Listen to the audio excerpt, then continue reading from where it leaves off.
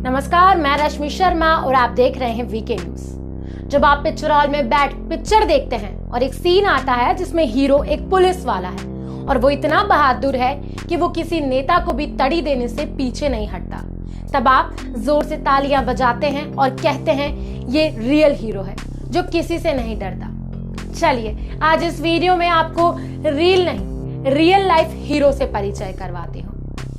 अमृतसर के पारसी परिवार में जन्मे सैम मानेकशॉ का जन्म 3 अप्रैल 1914 को अमृतसर में हुआ। सैम का पूरा नाम था होरमुज्जी फ्रामदी जमशेदजी मानेकशॉ। बचपन से ही सैम निडर और बहादुर थे।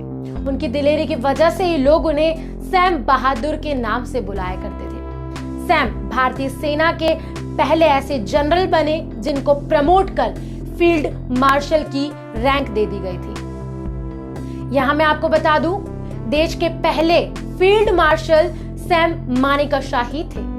लेकिन अब जो मैं आपको बताने जा रही हूं उसे आप ध्यान से सुनिए। आपको 1971 याद है? बिल्कुल याद होगा। भारत पाकिस्तान युद्ध। मानेकशॉ के नेतृत्व में ही भारत ने साल 1971 का भारत पाकिस्तान युद्ध जीता था। लेकिन आप सोच रहे होंगे आज मैं आपको सैम मानेकशॉ के बारे में क्यों बता रही हूं, तो मैं आपको जानकारी दे दूं।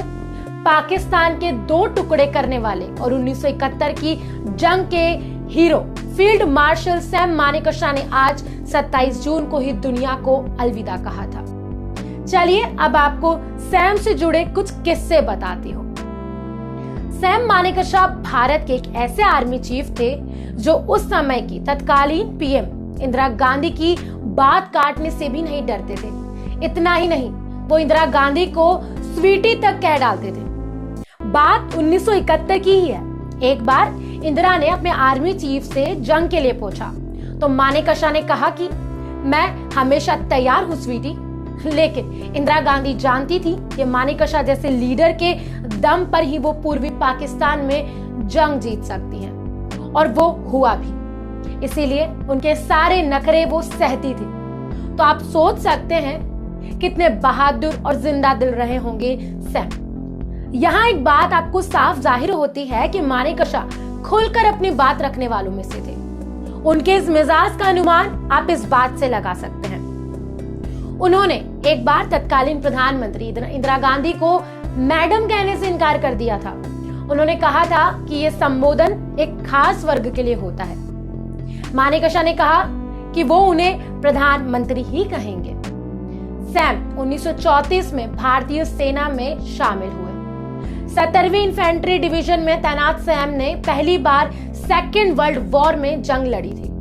फ्रंटियर फोर्स रेजिमेंट के कैप्टन के तौर पर बर्मा अभियान के दौरान सेतांग नदी तट पर जापानियों से लोहा लेते हुए वो गंभीर रूप से घायल भी हुए थे। फिर इसी बहादुरी के चलते 1968 में पद्म भूषण से भी उन्हें नवाजा गया। सैम मानेकशॉ से जुड़ा एक किस्सा बहुत मशहूर है जो मैं आपको बताने जा रही हूँ। मानेकशॉ और पाकिस्तान के तत्कालीन राष्ट्रपति योहा खान एक साथ फौज में थे। दोनों दोस्त हुआ करते थे। उस समय मानेकशॉ के पास एक यूएस मैड मोटरसाइकिल हुआ करती थी। देश का बंटवारा हुआ तो योहा खान पाकिस्तान फौज में चले गए।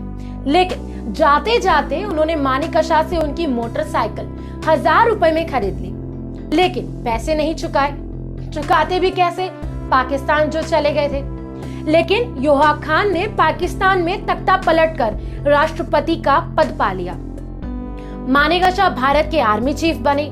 1971 की जंग जीतने के बाद मानेकशॉ ने कहा था योहा ने आधे देश के बदले में उनकी मोटरसाइकिल का दाम चुका दिया। मानेकशॉ के ऐसे कई किस्से मशहूर हैं। मानेकशॉ कहते थे अगर कोई सैनिक ये कहे कि वो मरने से नहीं डरता तो फिर या तो वो झूठ बोल रहा है या फिर वो गोरखा है। सैम बहादुर नाम भी उन्हें गोरखा रेजिमेंट से ही मिला।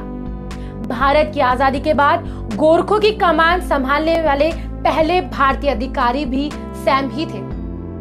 4 दशकों तक देश की सेवा करने के बाद सैम बहादुर 15 जनवरी 1973 को फील्ड मार्शल के पद से रिटायर हुए थे। यहाँ मैं आपको एक जानकारी और दे दूं। डायरेक्टर मेघना गुलजार अब फील्ड मार्शल सैम मानेकशॉ के जीवन पर फिल्म बनाने की तैयारी कर रही हैं। लीड रोल में उरी द सर्जिकल स्ट्राइक में धमाकेदार परफॉर्मेंस देने वाले विक्की कौशल निभाने जा रहे हैं। आप विक्की कौशल का ये लुक भी देख सकते हैं जिसमें वो हूबहू सैम मानेकशॉ की तरह लग रहे हैं। तो कैसा लगा आपको सैम मानेकशॉ के बारे में ये जानकारी? कमेंट बॉक्स में जरूर बताएं और इसी तरह की जानकारियों के लिए बने रहिए वीके न्यूज के साथ। जय हिंद, वंदे मातरम।